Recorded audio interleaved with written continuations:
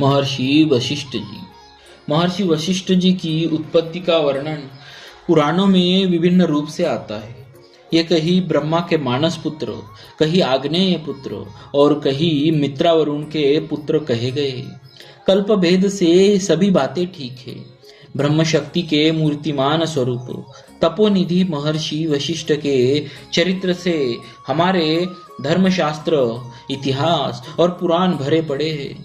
इनकी सहधर्मिणी अरुंधति जी है, जो सप्तर्षि मंडल के पास ही अपने पतिदेव की सेवा में लगी रहती है। जब इनके पिता ब्रह्मा जी ने इन्हें सृष्टि करने की और भूमंडल में आकर सूर्यवंशी राजाओं का पौरोहित्य करने की आज्ञा दी, तब इन्होंने उस कार्य से बड़ी हिचकिचाहट प्रकट की। फिर ब्रह्मा जी ने समझाया कि इसी वंश में आगे चलकर पुरुषोत्तम भगवान श्री राम जी का पूर्ण अवतार होने वाला है। अतः इस निंदित कर्म के द्वारा भी तुम्हें बड़ी ऊंची गति प्राप्त होगी। तब कहीं उन्होंने आना स्वीकार किया। यहाँ आकर इन्होंने सर्वदा अपने को सर्वभूत हित में लगाए रखा। जब कभी अनावृष्टि हुई, दुर्भिक्ष पड़ा, तब उन्होंने अपने तपोबल से वर्षा कराई और जीवों की अकाल मृत्यु से रक्षा की। इक्ष्वाकु, नीमि आदि से अनेकों यज्ञ कराए और विभिन्न महापुरुषों के यज्ञ में सम्मिलित होकर उनके अनुष्ठान को पूर्ण किया।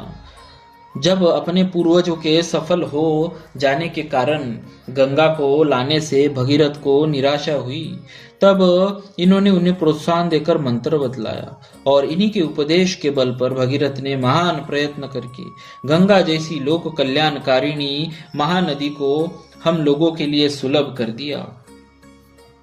जब दिलीप संतानहीन होने के कारण अत्यंत दुखी हो रहे थे, तब उन्हें अपनी गौ नंदिनी की सेवा विधि बताकर रघु जैसे पुत्र रत्न का दान किया। दशरथ जी की निराशा में आशा का संचार करने वाले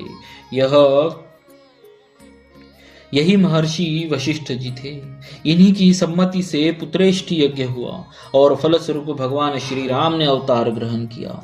भगवान श्री राम को शिष्य रूप में पाकर वशिष्ठ जी ने अपना पुरोहित जीवन सफल किया और न केवल वेदांग ही बल्कि योग वशिष्ठ जैसे अपूर्व ज्ञानमय ग्रंथ का उपदेश करके अपने ज्ञान को सफल किया। भगवान श्री राम के वन गमन से लौटने पर उन्हें राज्य कार्य में सर्वदा परामर्श देते रहे और उनसे अनेकों यज्ञादि करवाए। महर्षि वशिष्ठ से काम क्रोधादि शत्रु पराजित होकर उनकी चरण सेवा किया करते थे।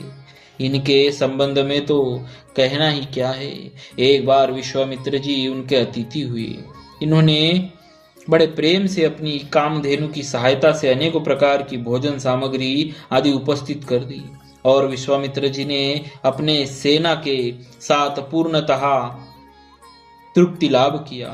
उस गौ की ऐसी अलौकिक क्षमता देखकर विश्वामित्र जी को बड़ा आश्चर्य हुआ और उन्होंने उसे लेने की इच्छा प्रकट की। वह गौ वशिष्ठ जी के अग्निहोत्र के लिए आवश्यक थी। अतः जब उन्होंने देने में असमर्थता प्रकट की, तब विश्वामित्र जी बलात् छीन ले जाने की चेष्टा की। उस समय वशिष्ठ जी ने उस गौ की सहायता से अपार सेना की सृष्टि कर दी और विश्वामित्र जी की सेना को मार भगाया।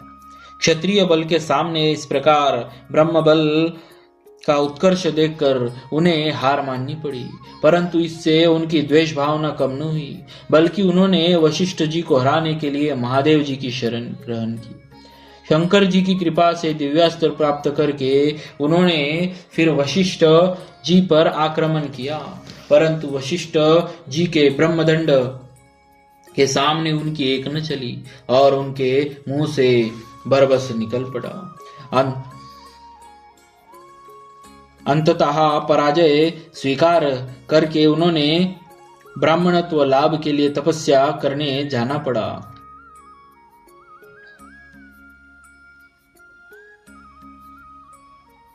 परंतु वशिष्ठ जी के ब्रह्मदंड के सामने उनकी एक न चली और उनके मुंह से बरबस निकल पड़ा।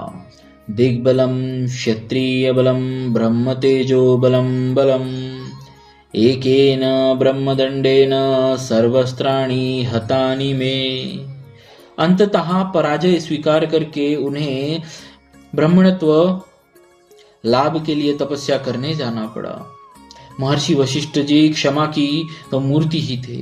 जब विश्वामित्र जी ने इनके 100 पुत्रों का संहार कर दिया, उस समय यद्यपि इन्होंने बड़ा शोक प्रकट किया, परंतु सामर्थ्य होने पर भी विश्वामित्र जी के किसी प्रकार के अनिष्ट का चिंतन तक नहीं किया, बल्कि अंतःकरण के क्षणिक शोकाकुल होने पर भी ये अपनी निर्लेपता और असंगता को नहीं भूले। एक बार की बात ही बात में विश्वामित्र से इनका विवाद छिड़ गया कि तपस्या बड़ी है या सत्संग। वशिष्ठ जी का कहना था कि सत्संग बड़ा है और विश्वामित्र जी का कहना था कि तपस्या बड़ी है। अंत में दोनों ही महर्षि अपने विवाद का निर्णय कराने के लिए शेष भगवान के पास उपस्थित हुए। सब बातें सुनकर शेष भगवान ने कहा कि भाई, अभी तो मेरे सिर पर पृथ्वी का भार है, दोनों में से कोई एक थोड़ी देर के लिए इसे ले लो तो मैं निर्णय कर सकता हूँ।